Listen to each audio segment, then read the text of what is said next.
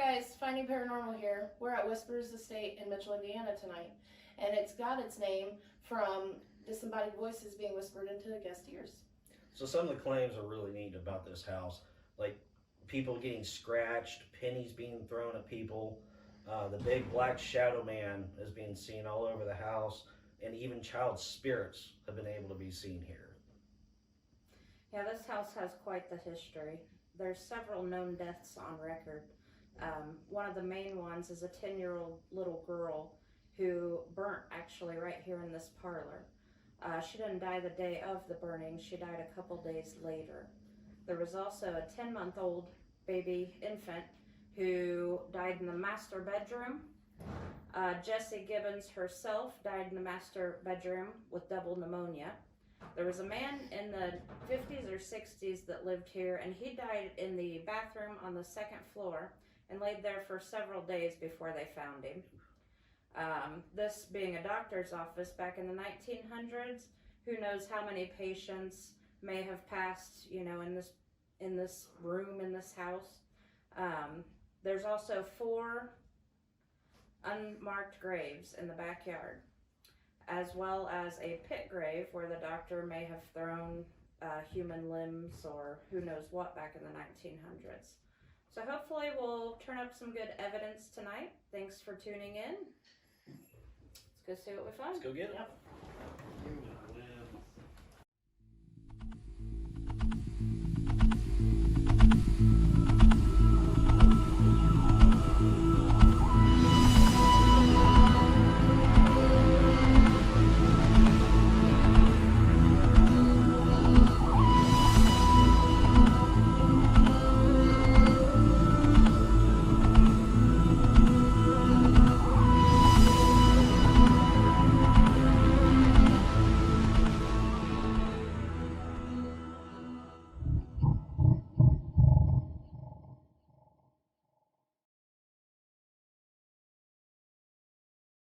Going into this investigation, we read and heard about children spirits residing here in Whispers Estate. We thought it would be a fun experiment to bring in a bag of suckers. So throughout the night, we sat up suckers on the piano and we kept asking, hey, if you're here with us, can you knock a sucker over? Nothing was happening. So we kind of like walked away, come back, still nothing was happening. We even offered the whole bag of suckers, but nothing. So we go upstairs and we decide to come back down and do a session in the parlor where the suckers were. Around 3 and 4 a.m., we were sitting there. We had 3 cameras rolling. The IR lights were on, and all of a sudden our IR lights were going nuts, like they were pulsing. We've never seen it before. We were like, what's going on? Like, this is crazy. And then it stopped and we look up and a sucker had docked over. We tried doing everything to debunk it, couldn't figure it out. We walked, jumped, they were still standing. And so when Jeff went through our evidence review, he found the video of the sucker falling, and it only popped up on 1 camera out of the 3. What? What was that? The IR is pulsing. Did you see it? It's doing it on mine too. Yeah. Why? Look at the middle of the screen. Do you see that? The black? Yeah. It knocked over. What The sucker. Oh shit, I see it. Please tell me you got that on film.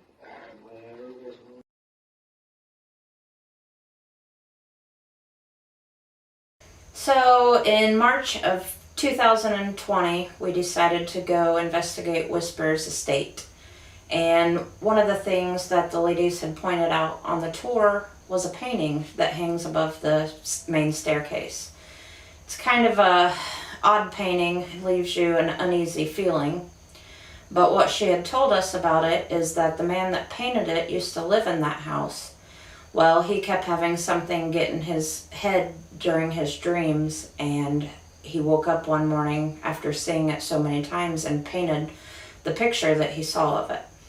They have no idea if it may be one of the 4 unmarked graves out in the backyard or somebody that had died in the house over the years. But either way, he was creeped out enough that he felt to put it on canvas. After my group spent a night investigating, we left and we went home. Within the next couple days, I'd send my family off in the mornings, and it was just me for a couple hours. The house was quiet. First thing I would notice would be the television. I would turn it on, and after being on for a couple minutes, it would shut off. I would go turn it back on, and it would shut off again. I would leave it off, and then it would turn on. I had mentioned this while talking to the rest of the ghost group, and Jeff had mentioned that maybe my DVR was going bad. So I thought, oh yeah, maybe it's as simple as that. So I mentioned to my husband that I thought our DVR receiver was going bad, and he looked at me all weird and said, "Why do you think that?" I said, "Well, have you not been watching TV and it's turning itself on and off?" And he looked at me funny again and he said, "Well, you're the only one that's happening to, and I watch more TV than you do." So at that point, I kind of knew, something was a little different, something was going on. For the next couple days after that, the TV would do that in the mornings when it was just me home alone. I was hearing noises through the house. I was able to track one noise to a piece of trim that was down on the tile waiting to be put back up, and I recognized that it sounded like it was lifting up and tapping down on the tile. I would hear that quite a bit. I also, if I was in my bedroom getting ready or just sitting watching TV, I would hear 3 knocks coming out of my closet, but yet no one's home and there's no animals in there. So it was just unknown sound coming out of nowhere. This went on for about a week in my house. I didn't say anything to the family. I was just watching and, waiting for it to clear. The final day, I was asleep, and I was in that in-between state where I'm not fully asleep and I'm not fully awake. I can hear what's going on in my surroundings around me, and all of a sudden I'm having a vision of a little girl who, at first I was aggravated because I was in this house and there's this little girl upstairs, and I didn't understand why the people that lived there was not watching her. And so, I had some need inside me that I felt like she should be paid attention to in that moment, but yet nobody was watching her. So I kept going upstairs and checking on her, and she was in her room playing and she was fine. And then I would come back down and I was looking at everybody like, why is nobody watching this little girl? And then I had gone up the last time, and when I went up the stairs, there was a man in her room, and instantly I could tell that something bad had taken place in there. And it was almost like she was showing me this man, and in my gut I knew what had happened and I knew what she was showing me, but yet I'm, in that in-between state. I can hear my husband because in my sleep, laying there, well, I'm not asleep fully, but I started to run. Was the first thing he noticed, is I'm trying to run while laying in the bed. After trying to run, I, was hollering out quite a bit, and I could hear him trying to decide whether he should wake me up or not. And then it got intense enough that I heard him say, "Yeah, I need to help her out of whatever she's in." Well, then right before, he could get over and wake me up, I shout at the top of my lungs, "You SOB," very loudly. So then at that point, he kind of was taken back, like, I'm not waking that up. What if she's having a bad dream yelling at me or something? And so then I can hear him. I was so out of control. He was trying to get his phone to film me so he could show me, but he didn't need to because I knew everything that was going on. So then at that point, he decides to go ahead and try to wake me up, and I am like not letting him bring me to, because this little girl's trying to show me a man, and I'm trying to take it in, you know, head to toe, everything she's trying to show me. Once I felt that I had a good, you know, image fully on the whole situation, the room, her, him, everything that, you know, was coming through my mind, I came to and I told him, I was like, I did not want you trying to bring me out of that. You know, this little girl, she was showing me something, and at first I was startled and I didn't know who the little girl was, and I thought it could be a family member. And I start telling him, like, we need to let everybody with little girls know, don't let a man that looks like this. And I start rattling that he's almost 6 foot tall, dark hair, kind of angled bone structure, beard but not long, and just telling him details. He was wearing jeans and a blue plaid with some white shoes, and it was very vivid in my mind, and I still cannot get his image out of my mind.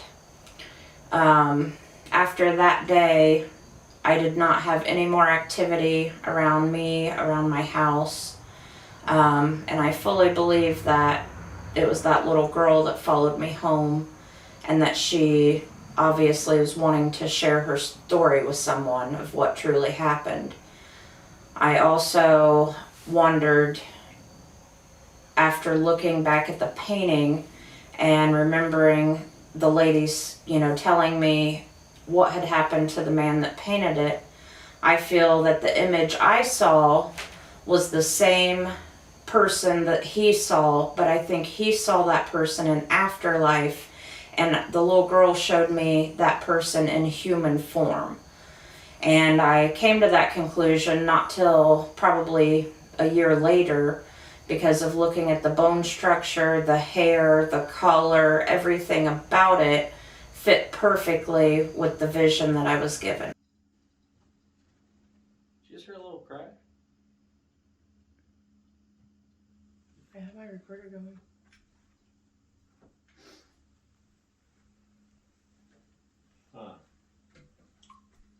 So the group and I, we were doing a spirit box session in the parlor room at Whisperers Estate, and we were trying to communicate with a little girl named Rachel.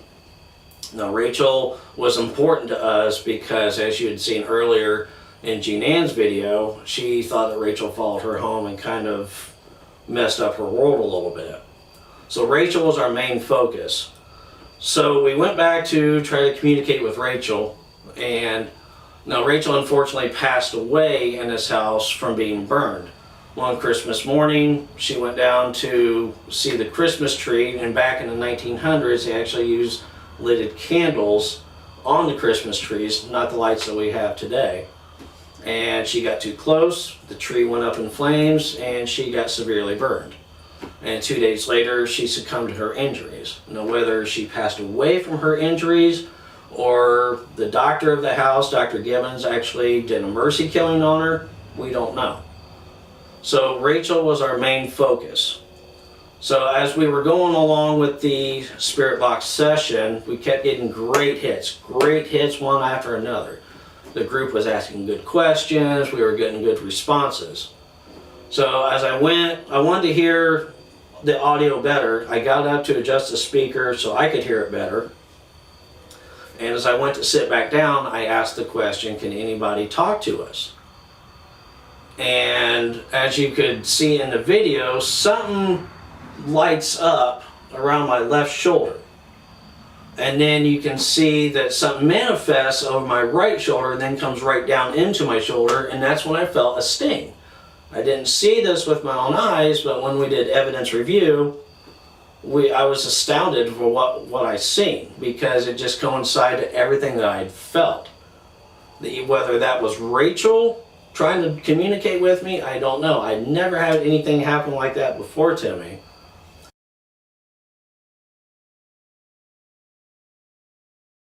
Thank you for watching our first ever Finding Paranormal episode. We appreciate all the love and support that you guys have given us throughout this process. We have now been to Whisperers Estate multiple times due to the activity that we come home with every single time.